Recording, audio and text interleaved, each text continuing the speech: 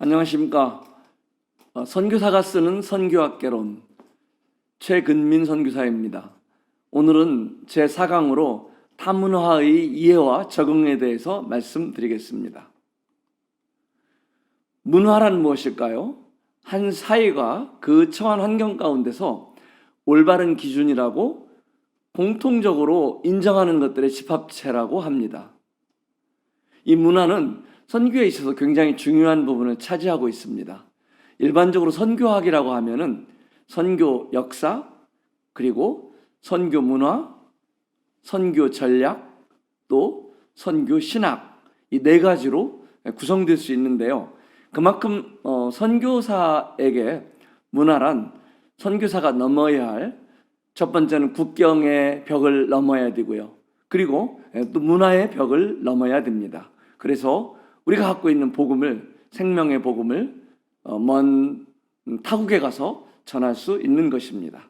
그래서 각 선교지에서 이 문화를 이해하고 또 문화에 적응하고 또 이 문화의 벽을 넘어서 들어갈 수 있는 그런 대처 방법을 선교사는 익히는 것이 필요합니다.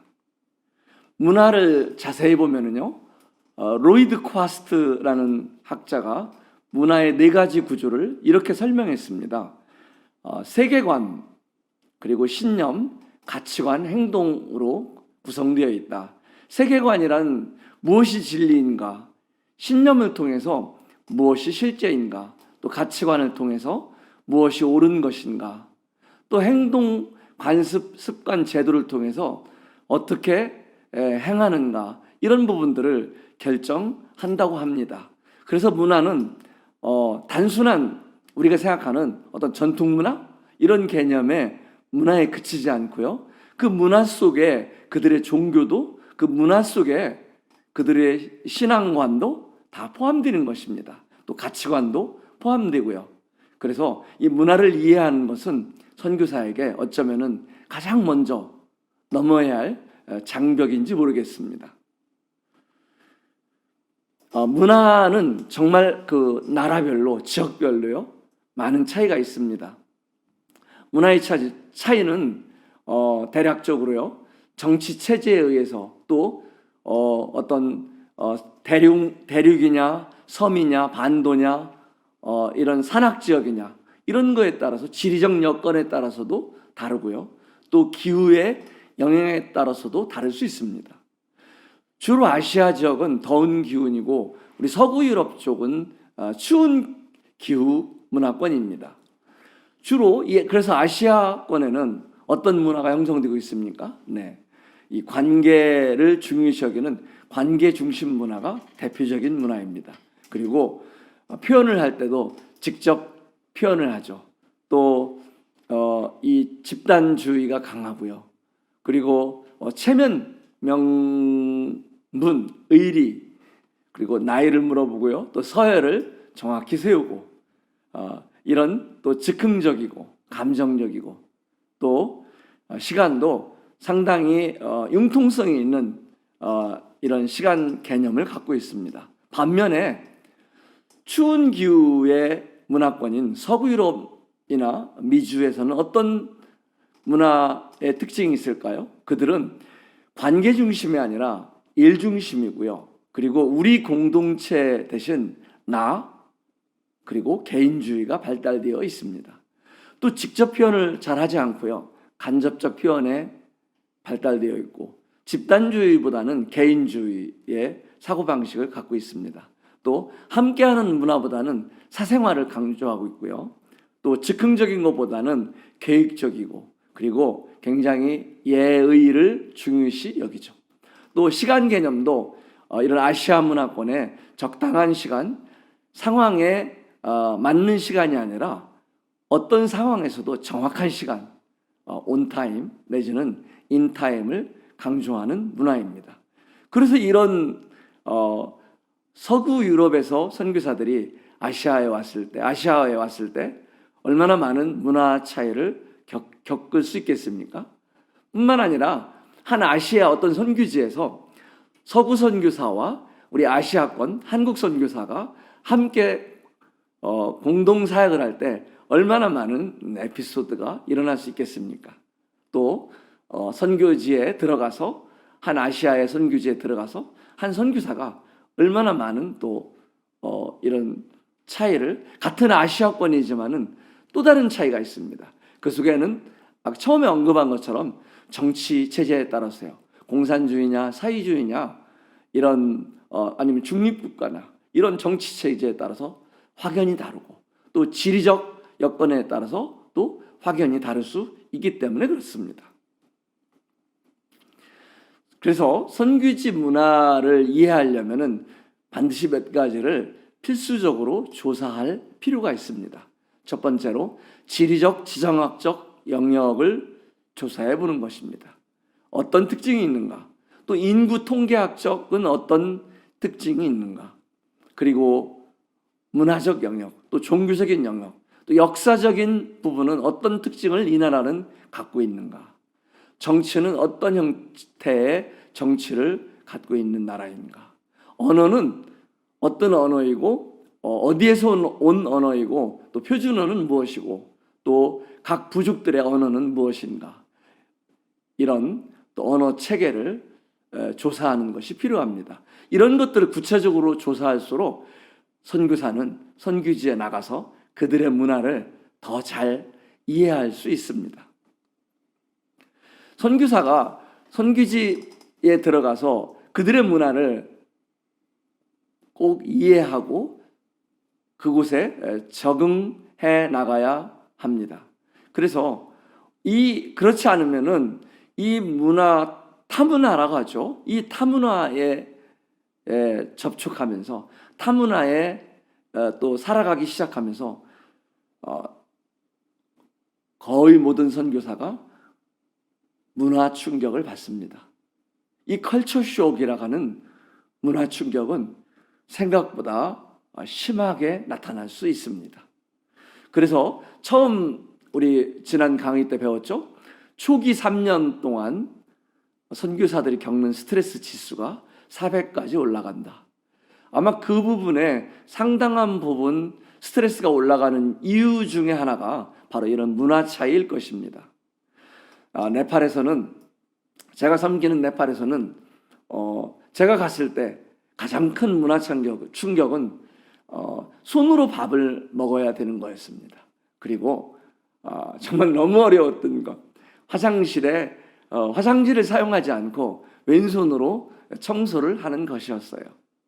그래서 교회에 이 화장실에 들어가려면은 정말 힘들었던 그런 기억들이 있습니다. 그리고 화장실 앞에 놓여 있는 그 비누를 보면은 저거를 사용하고 싶지 않은 그런 마음들도 있죠. 어쨌든 그럼에도 불구하고 이런 문화 충격을 선교사는 잘 극복해야 되고요.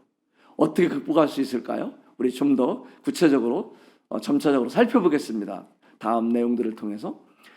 그리고 선교사가 주의해야 할 점이 문화 충격을 잘 극복하는 것뿐만 아니라 우리가 갖고 있는 선교사가 자기도 모르는 사이에 갖고 있는 자문화, 우월주의가 있습니다. 저는 한국인입니다. 그래서 한국인이기 때문에 네팔 같은 그런 선교지에서 이곳은 경제 발전도 느리고 또 위생 수준도 낮고 이렇게 굉장히 낮은 문화로 낮은 수준의 나라로 무시하고 그렇게 생각할 수 있습니다.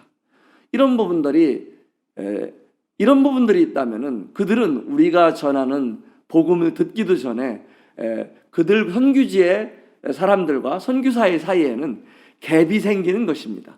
벽이 생기는 것입니다. 이들은 서양인들, 이들은 외국 사람들, 우리를 결코 이해할 수 없어. 이런 생각들을 하는 겁니다. 그래서 탈문화라는 것이 필요합니다.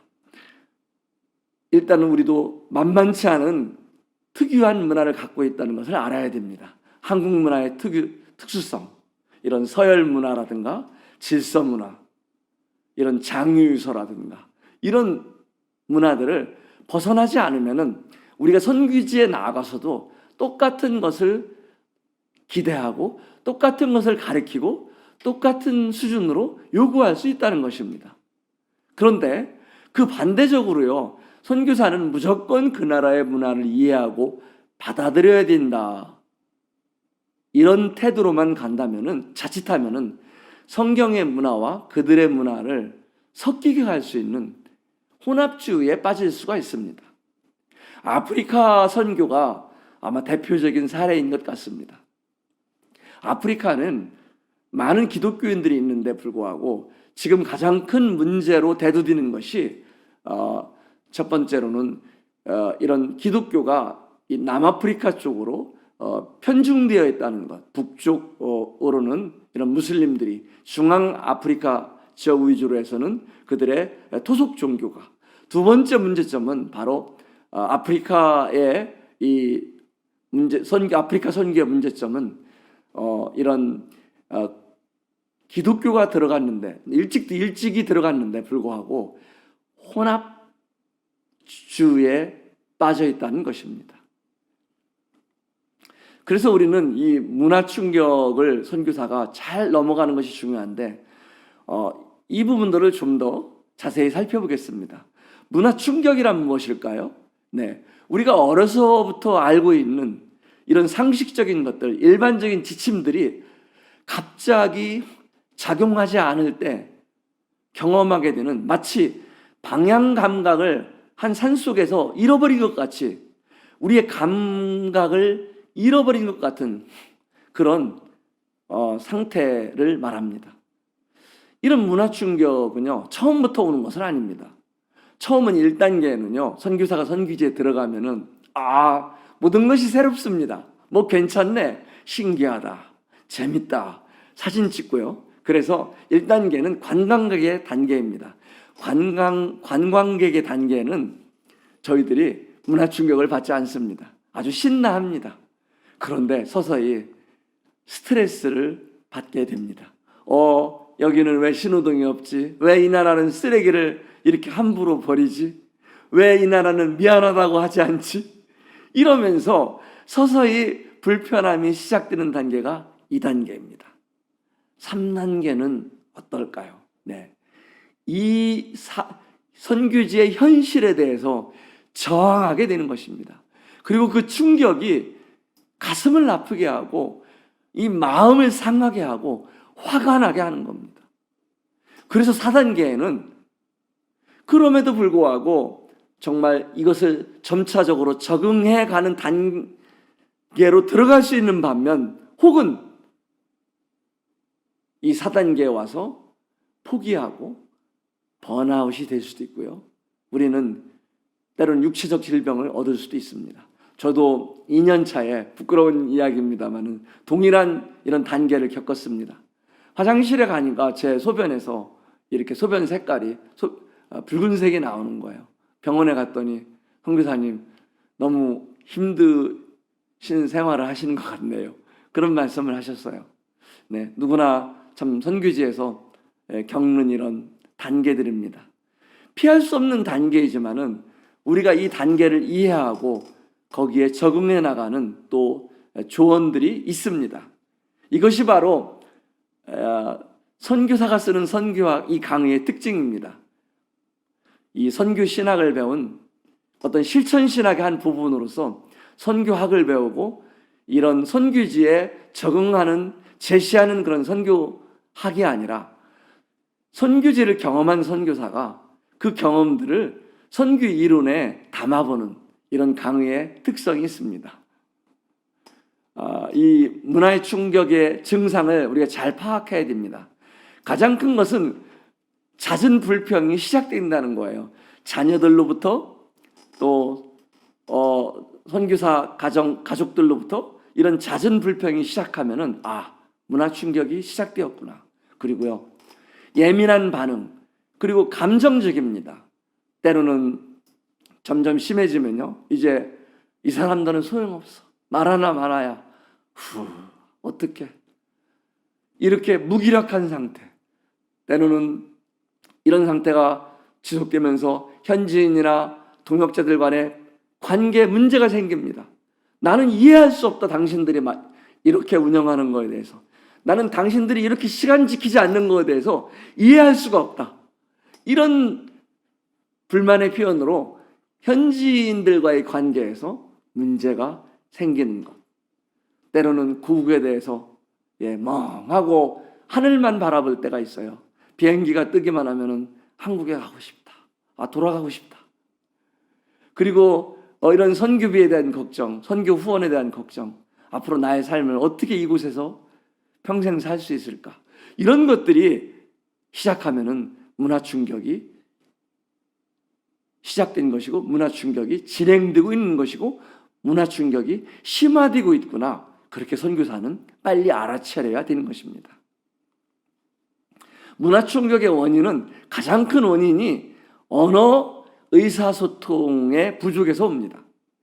그래서 언어를 선교지에 가서 처음에 체득하는 것은 단순히 언어 습득의 이유만이 아닙니다. 이 문화를 이해하려면 언어를 이해하지 않고서는 불가능합니다. 그래서 이런 언어 소통이 굉장히 중요하고요. 그리고 일상생활의 변화가 급변화가 되죠. 삶의 패턴이 급변화가 되죠. 이런 부분도 굉장히 한 큰 원인입니다. 또 사람과의 관계도 급변화가 오고, 또 하나의 굉장히 큰 원인이 상식이 통하지 않는다는 겁니다. 대한민국에 살 때의 상식과 선교지에서 상식은 너무나 다릅니다.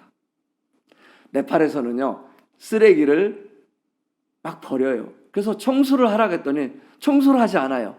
근데 왜 안 하냐고 제가 학생들에게 청소하라고 요구했더니, 이 청소하는 것은 낮은 카스트가 하는 겁니다.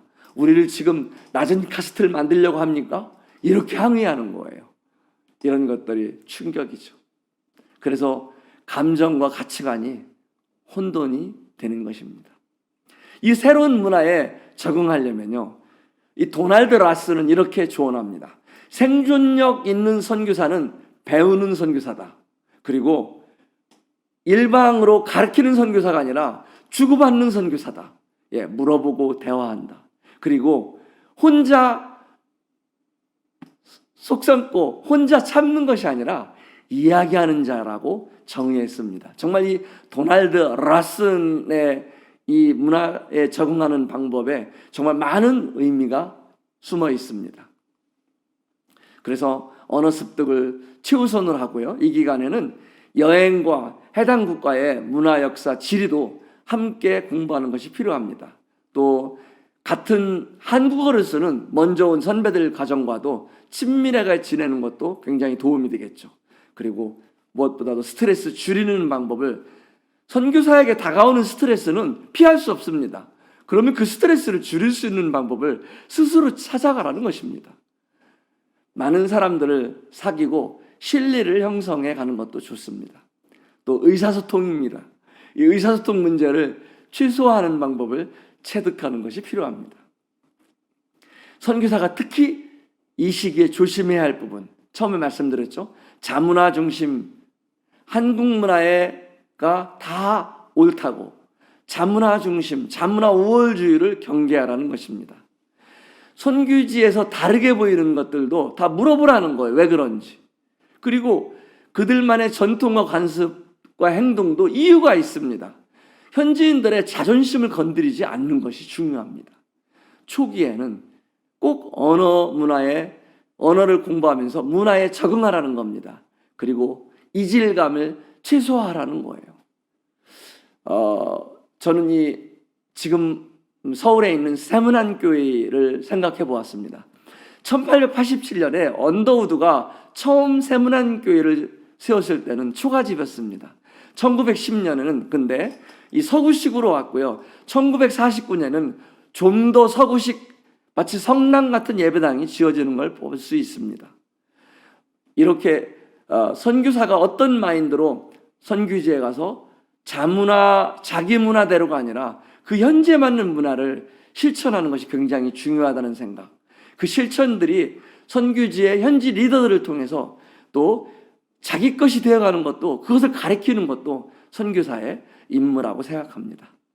성경적인 선교사의 삶은 국경의 벽을 넘고요, 두 번째로 타문화의 벽을 넘어서 결국은 하늘의 미랄이 되고 또 낮추고 복종하는 삶을 사는 것이고요, 겸손한 삶을 사는 것이고요, 섬기는 삶을 사는 것입니다. 그것을 통해서 우리는 전도를 하는 자들입니다. 오늘은 타문화 어떻게 우리가 적응할 것인가, 이것을 알아보았습니다. 감사합니다.